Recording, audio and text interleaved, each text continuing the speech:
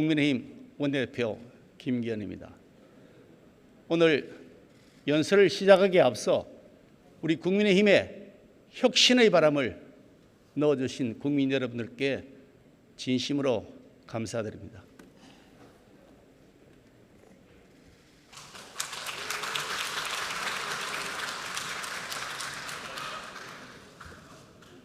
의원님들께 묻고 싶습니다. 우리는 왜 정치를 하고 있습니까? 각자 철학과 가치관은 다를지라도 국민을 위하겠다는 그 마음만은 같다고 저는 믿고 싶습니다. 여러분, 지금 민생이 어떻습니까? 국가 행복지수 OECD 국가 중 최하위권입니다.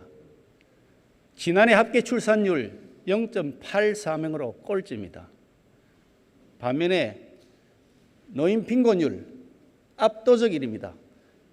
자살률 OECD 회원 평균의 2배입니다. 청년 실업률 현재 10%를 기록 중인데 청년 체감 실업률 무려 27%에 육박합니다. 민주화를 성취한 세계 11위 경제 대국인데도 불구하고 국민의 삶은 이렇게 점점 힘겨워지고 있습니다. 가난한 대학생 학비 벌기 위해서 아르바이트 2개, 3개 뜁니다. 그런데 최저임금이 인상되고 근로시간 제한되었다고 해서 여기저기 옮겨 다닐 수밖에 없습니다. 아르바이트하고 취직 준비도 해야 되는데 이 대학생 동시에 2개 다 하면서 졸업하고 취업 무사히 할 수 있겠습니까? 어떤 가게 사장님 코로나 직격탄 맞았습니다. 장사 안 됩니다. 월세 밀립니다. 할 수 없이 아르바이트생 내보내고 혼자서 버텨봤지만 결국 가게를 접기로 했습니다. 그런데 이 사장님 다시 일어날 기회가 있기는 하겠습니까? 한 부부 몇 년 전에 전세금에다 대출을 더해서 아파트 하나 장만했습니다. 그런데 아파트까지 붕 뛰었습니다. 갑자기 폭증했습니다. 그러더니 세금 폭탄이 날아왔습니다. 아파트 처분하고 전세로 가려니까 나온 매물이 없습니다. 수천만 원 양도세까지 나온답니다. 이 부분 앞으로 어떻게 해야 되겠습니까? 이게 특별한 얘기 아닙니다. 우리 주변에 흔히 지금 널려 있는 일상의 얘기입니다.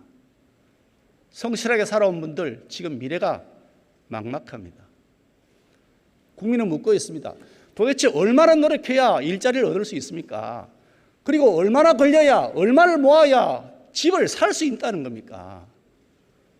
문재인 대통령 그리고 민주당은 이 국민들의 절절한 질문에 대해서 제대로 대답하신 적이 있습니까? 경기 침체 코로나 탓이라고 합니다. 집값 상승 투기꾼 탓이라고 했습니다. 백신 늦어진 이유 다른 나라 탓했습니다. 습관처럼 이명박 정부, 박근혜 정부 탓도 했습니다. 그러다가 안 되면 전부 야당 탓했습니다. 문재인 정부 경제 위기를 코로나 탓으로 돌립니다만 틀렸습니다. 아닙니다. 소득 주도 성장이 경제 폭망의 시작이었습니다.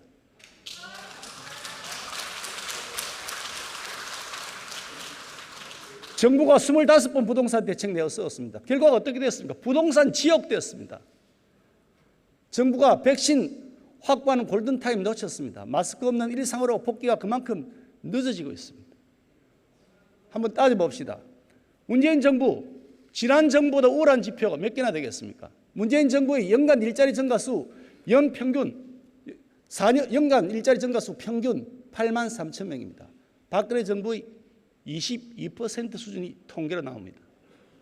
문재인 정부 비정규직 증가 규모 94만 5천 명입니다. 박근혜 정부 1.8배, 이명박 정부의 무려 4.2배나 됩니다. 4.2배. 부동산 또 어떻습니까? 역대 집값 상승률 1위 노무현 정부입니다. 집값 상승액 1위 문재인 정부입니다. 이래도 지난 정부 탓만 하시겠습니까? 최근 광주의 한 카페 사장님 연설이 화제가 되었습니다. 이 사장님 이렇게 말씀하셨습니다. 문재인 정부가 자영업자에게는 대재앙이라고 했습니다. 문재인 정부 경제정책 무식, 무능, 무대빠라고 했습니다. 180석 차지하고서도 할 줄 아는 거라고는 과거팔이 기념일 정치밖에 없는 내로남불 얼치기 운동권 정치 건달들에게 더 이상 선동당해서는 안 된다는 말씀도 하셨습니다.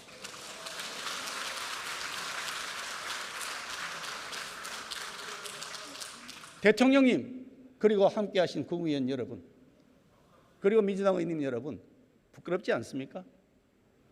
이 처절한 민생의 현실 누가 만들었습니까? 바로 문재인 정부 그리고 집권 여당의 책임 아닙니까? 손바닥으로 하늘을 가리는 방법이 있습니다. 자기 눈을 손으로 가리는 겁니다. 지금 문재인 정부와 민주당이 그렇게 하고 있습니다. 제발 눈을 가리고 있는 그 부끄러운 손 이제 좀 내려주시면 안 되겠습니까? 눈앞에 펼쳐지고 있는 이 고통 가득한 진짜 국민들의 고통의 현장, 그 세상을 한번 봐주십시오. 문 대통령님, 여쭤보고 싶습니다. 일자리 상황판 어디 갔습니까? 낙제생이 성적표 숨긴다고 모범생 되겠습니까? 4년 동안 문재인 정부 친귀족노조 그리고 반기업 정책으로 일관했습니다. 매년 세계 각국의 경제 자유도 평가로 권위를 인정받고 있는 프레이저 연구소가 있습니다. 그 연구소에 따르면 2020년도 기준에 대한민국 노동시장 규제 관련 경제 자유도가 162개국 중에서 145입니다. 꼴찌 수준입니다. 여당은 기업 때리게 하고 귀족노조 편들면 그것이 정의롭고 개혁적인 것이라고 얘기합니다. 아닙니다. 틀렸습니다. 대한민국 경제를 죽이는 수많은 규제 법안이 천사의 가면을 쓰고 있는 것이 오늘의 현실입니다. 위선과 무지로 쌓아올린 거대한 장벽 때문에 한국 경제의 앞날이 지금 막혀 있습니다. 서민도 힘듭니다. 기업도 힘듭니다. 우리 기업이 해외로 빠져나가고 있습니다. 지난 10년 동안 제조업 분야에서 연평균 7조 5천억 투자가 해외로 빠져나갔습니다. 2019년 무려 21조 7천억 투자가 해외로 빠져나갔습니다. 직간접 일자리가 매년 4만 9천 개씩 사라져버린 겁니다. 기업이 투자 안 하는데 어떻게 좋은 일자리가 생기겠습니까? 작년에 30대 대기업 일자리 2만 개가 줄었습니다. 문재인 정부 들어서 고용의 질 더 나빠졌습니다. 풀타임 고용률 3년 연속 하락했습니다. 현재 58.5%에 불과합니다. 그에 반해서 주 36시간 미만 일자리 4년 동안 6% 증가했습니다. 자영업자 수 2018년 이후 3년 연속 감소 중입니다. 고용원이 있는 자영업자 수 6만 5천 명 감소했습니다. 이게 무슨 뜻입니까? 서민 일자리가 다 사라져버렸다는 뜻입니다. 건강보험공단 이사장 단식했습니다. 문재인 정부가 섣불리 비정규직 제로라는 정책을 외치면서 노노 갈등을 양산한 결과입니다. 여기에 더해서 무능한 캠코더 기관장이 그 자리에 가서 가세해서 벌인 참으로 기가 막힌 총격입니다. 이런 상황에서 문재인 정부 지금 국민 혈세 짜내고 또 빚내서 꼼수 일자리 남발하겠다고 있습니다. 거짓 통계로 국민을 속이겠다는 것이 아니고 무엇이겠습니까? 대한민국 정부 수립 후에 68년 동안 쌓였던 국가채무 660조입니다. 그런데 문재인 정부 4년 동안 지금 국가채무 약 340조가 더 늘었습니다. 국가채무 이제 천도 시대를 드디어 열고야 말았습니다. 청년 세대 일자리 빼앗는 것도 모자라서 이제는 그 빚까지 청년들에게 떠넘겼어야 우리 선배들이 면목이 있겠습니까? 문재인 정부가 빼앗아간 것 일자리만 아닙니다. 집도 빼앗아갔습니다. 국민들 지금 주택 지역에서 고통받고 있지 않습니까? 주택 문제가 왜 이렇게 됐겠습니까? 시장의 수요와 공급 원리 외면했죠. 그러면서 임대차 3법 군사 작전하듯이 그냥 처리했습니다. 무능력한 정치인 장관 잘못된 이념에 치우쳐서 전문가들 의견 무시해버렸습니다. 그리고 옹거지 뿌렸습니다. 그 장관 누가 임명했습니까? 4.7 재보궐선거 이후 민주당이 부동산 특위 구성하고 부동산 관련 규제 완화를 검토한다는 소식을 듣고 저는 반가웠습니다. 정당을 떠나서 우리가 해야 될 일이라고 저는 생각했습니다. 그런데 검토한다고 하더니 친문 강경파 때문에 이러지도 저러지도 못하고 있다는 것이 언론의 보도입니다. 아니 도대체 부동산 문제 해결에 대한 의지가 있긴 한 겁니까? 아니면 해결하고 싶은데 실력이 없는 겁니까? 모든 정책은 현실에 기반해서 검증을 받아야 되는 겁니다. 뜬구름 같은 정책은 없습니다. 현실에서 틀렸으면 그 정책 고쳐야 되는 거 아닙니까?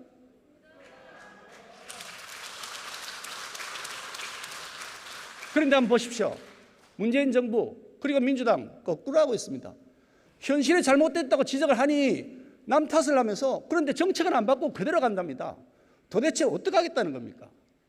현실은 나 몰라라고 누가 더 위선적으로 거짓말 잘하는지 속이자 이렇게 경쟁을 벌이는 것이라고 볼 수밖에 없는 거 아니겠습니까? 우리는 알고 있습니다. 문재인 정부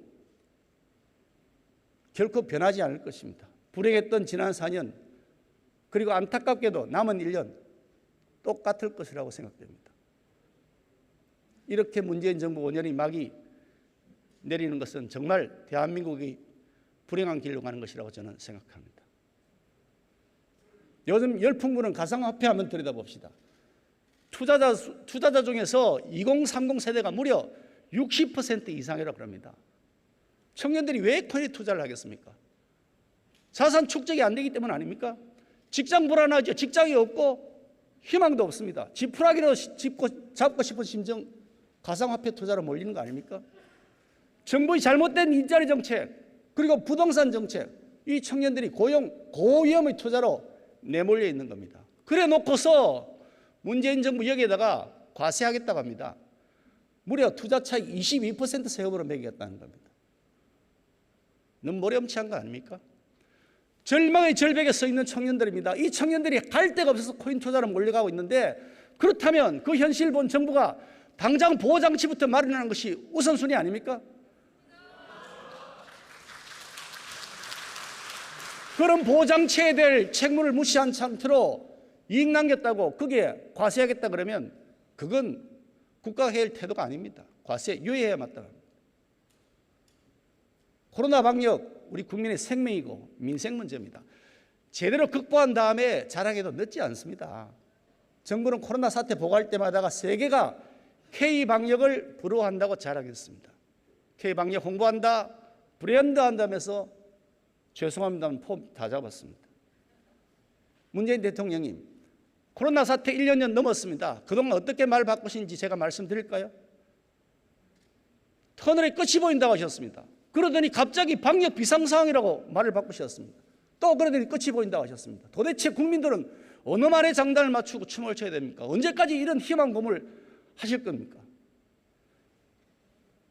방역 당국, 고통받는 자영업자들에게 사회적 거리두기 할 말 앵무새처럼 수없이 반복해 왔습니다. 그분들 고통 외면한 채 방역 중요하다면서 엄벌주의로 가차없는 처벌하겠다고 그랬습니다. 그렇지만 국민들 참된 인내에도 한계가 있는 것 아니겠습니까? 방역의 완성은 잘 아시는 것처럼 백신 접종, 그런 걸 잘해서 집단 면역을 달성하는 겁니다. 벌써 그런데 선진국들 마스크 벗고 있습니다. 일상으로 돌아가고 있습니다. 그런데 우리는 아직도 마스크 쓰고 있습니다. 백신을 조기 확보했어야 되는 거 아닌가요? 접종의 골든타임을 놓친 거 아닌가요? 적어도 이런 점들, 이 실개한 점에 대해서는 인정하고 사과하는 것이 저는 당국의 당연한 도리라고 생각합니다. 백신 앞에 여야가 없습니다. 국민의 생명 앞에 그 어떤 것이 다 앞설 수가 있겠습니까? 저희 국민의힘 백신 조기 확보를 위해서 미국으로 백신 사절단도 보낸 바 있습니다. 미국의 조야 인사를 만나서 백신 확보를 위한 설득정도 벌였습니다. 앞으로도 우리 당 정부와 협력할 부분 기꺼이 협력해 나갈 것입니다.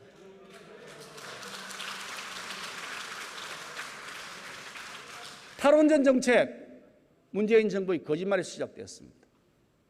위험성을 과장하고 선동하기까지 했습니다. 급기야 경제성 평가 조작했죠. 그러더니 이번 한미 정상회담에서 미국과 해외 원전 수출에 협력했다고 하면서 정부 여당이 그게 주요 성과라면서 대대적으로 홍보했습니다.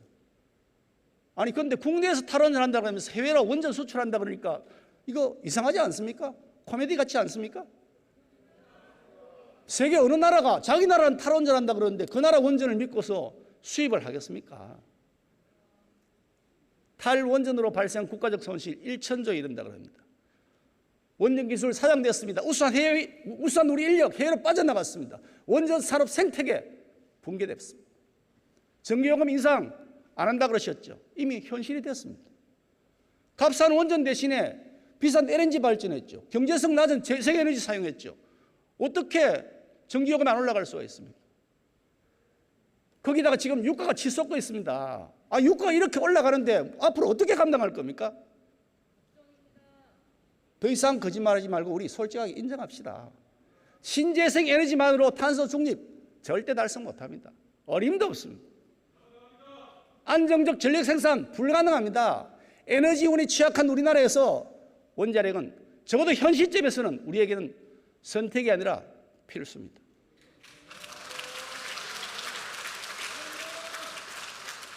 지난 4년 동안 태양광으로 훼손된 산림, 축구장 3,300개 규모입니다. 어마어마합니다. 지난 여름 집중호우 났을 때 토사 유출 사태가 생겨서 주민들의 삶의 터전이 쓸려 나갔습니다. 그뿐입니까? 태양광 설치업 중에 다수가 과거 운동권 인맥이라고 알려졌습니다. 설비품 중국산이 많다고 합니다. 도대체 이거 신재생 에너지 사업입니까? 아니면 운동권 재생 사업입니까?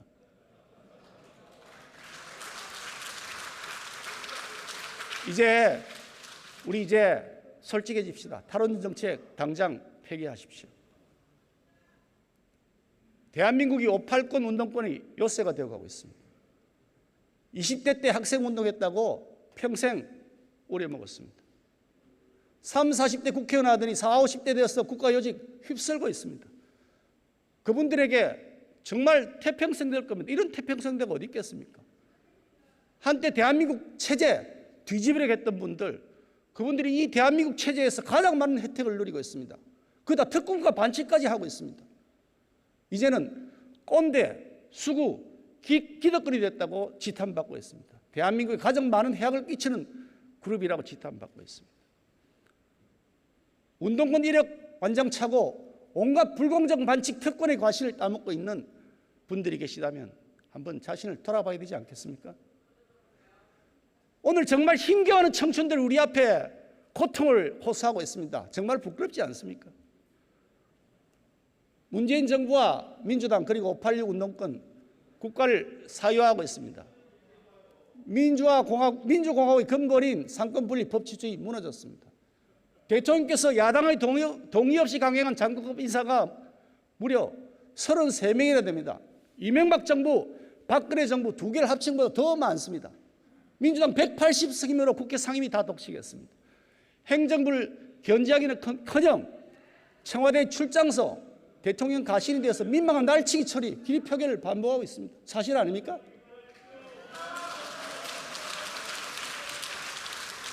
사법부 주요 핵심 인사 한번 보십시오.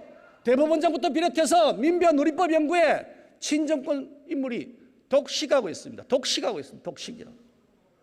당대표 출신이 국무총리하고 법무장관 합니다. 국무총리 마치면 다시 당대표로 돌아옵니다.